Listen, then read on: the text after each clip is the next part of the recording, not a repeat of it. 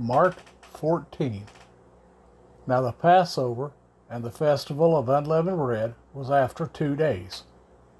And the chief priests and the scribes were seeking how to take him through treachery and put him to death. And they said, Not at the festival, lest there shall be an uproar of the people.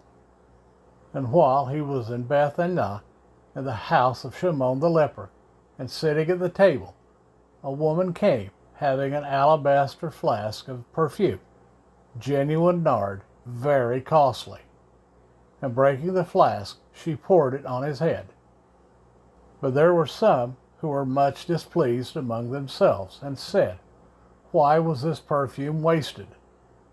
For it could have been sold for more than 300 pieces of silver and given to the poor. And they were scolding her. But Yeshua said, Leave her alone. Why do you trouble her? She has done a good work for me.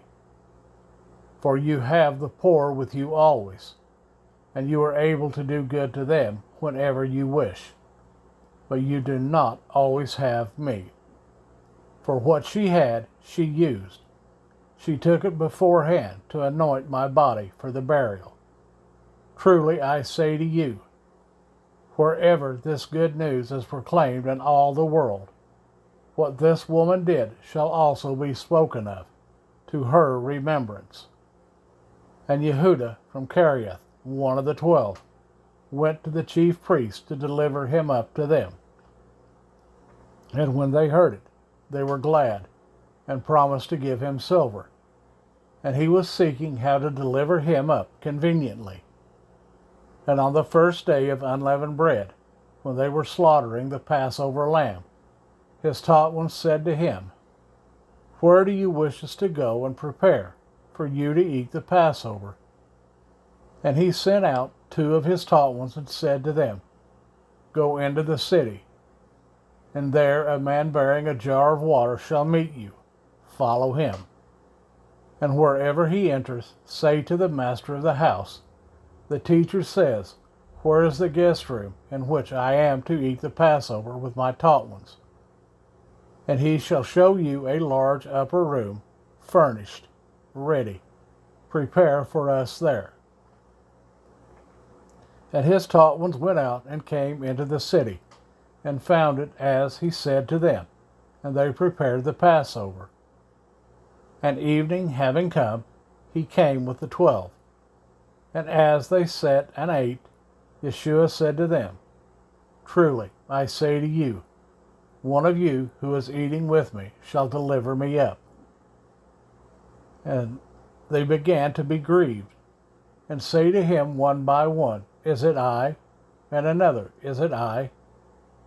And he answering said to them, It is one of the 12, he who is dipping with me in the dish. The son of Adam is indeed going, as it has been written of him. But woe to that man by whom the son of Adam is delivered up. It would have been good for that man if he had not been born.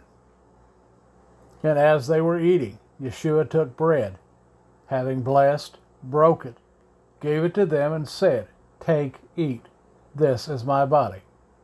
And taking the cup, giving thanks, he gave it to them, and they all drank from it. And he said to them, This is my blood, that of the renewed covenant, which is shed for many.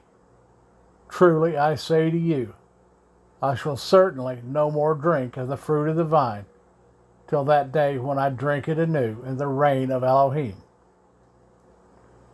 And having sung a song, they went out to the Mount of Olives.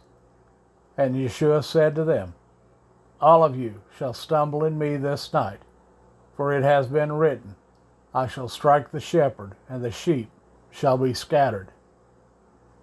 But after I am raised, I shall go before you to Galilee. And Cephas said to him, Even if all shall stumble, yet not I. And Yeshua said to him, Truly, I say to you that today, this night, before the cock shall crow twice, you shall deny me 3 times. But he spoke more strongly, If I have to die with you, I shall not deny you. And they all said the same. And they came to a place called Gethsemane. And he said to his taught ones, Sit here while I pray. And he took with him Kepha and Jacob and Johanan. And he began to be greatly amazed and to be deeply distressed. And he said to them, My being is exceedingly grieved, even to death. Stay here and watch.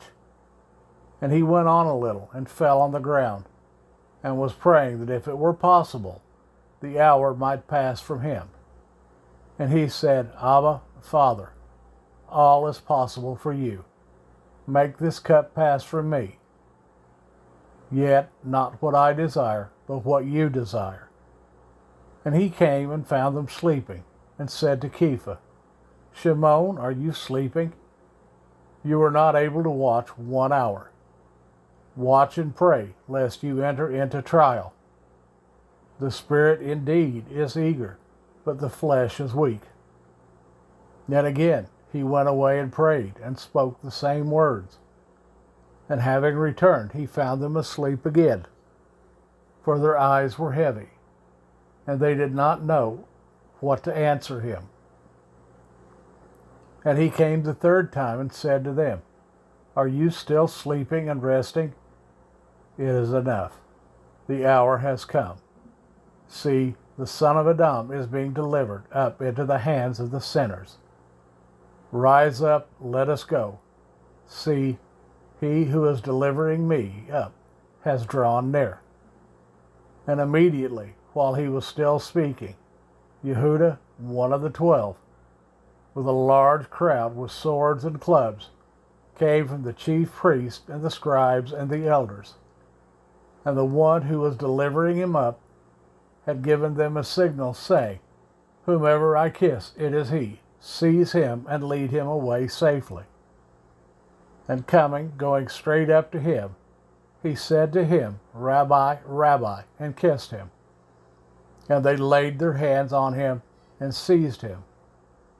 And one of those standing by drew his sword and struck the servant of the high priest, and cut off his ear. And Yeshua, answering, said to them, Have you come out as against a robber with swords and clubs to take me? Daily I was with you in the set-apart place teaching, and you did not seize me, but let the scriptures be filled. And they all left him and fled. And a certain young man was following him, having a linen cloth thrown about his naked body. And when they seized him, he left the linen cloth and fled from them naked. And they led Yeshua away to the high priest. And all the chief priests and the elders and the scribes came together to him. And Kepha followed him at a distance, even into the courtyard of the high priest. And he was sitting with the officers and warming himself at the fire. And the chief priests and all the council were seeking witness against Yeshua to put him to death, and they were finding none. For many bore false witness against him, but their evidences did not agree. And some rose up and bore false witness against him, saying, We heard him saying, I shall destroy this dwelling place that is made with hands, and within 3 days I shall build another made without hands. And not even then did their witness agree. Then the high priest stood up in the center and asked Yeshua, saying, Have you no answer to make? What do these witness against you? But he remained silent and gave no answer. Again the high priest asked him, saying to him, Are you the Messiah, the Son of the Blessed? And Yeshua said, I am. And you shall see the Son of Adam sitting at the right hand of the power, and coming with the clouds of the heaven.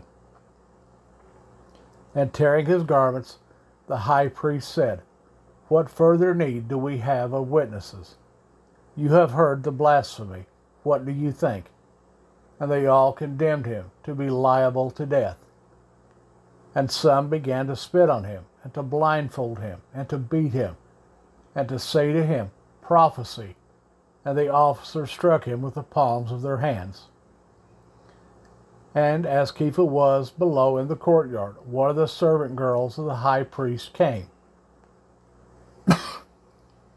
And seeing Kepha warming himself, she looked at him and said, "And you were with Yeshua of Nazareth." But he denied it, saying, "I do not know nor understand what you are saying." And he went out onto the porch, and a cock crowed. And the servant girl saw him again, and began to say to those who stood by, "This is one of them." And again he was denying it. And after a little while those who stood by again said to Kepha, "Truly you are one of them, for you are a Galilean too, and your speech is alike." And he began to curse and swear, "I do not know this man of whom you speak." And the second time the cock crowed. And Kepha remembered the word that Yeshua had said to him, "Before the cock crows twice, you shall deny me 3 times." And thinking on it, he wept.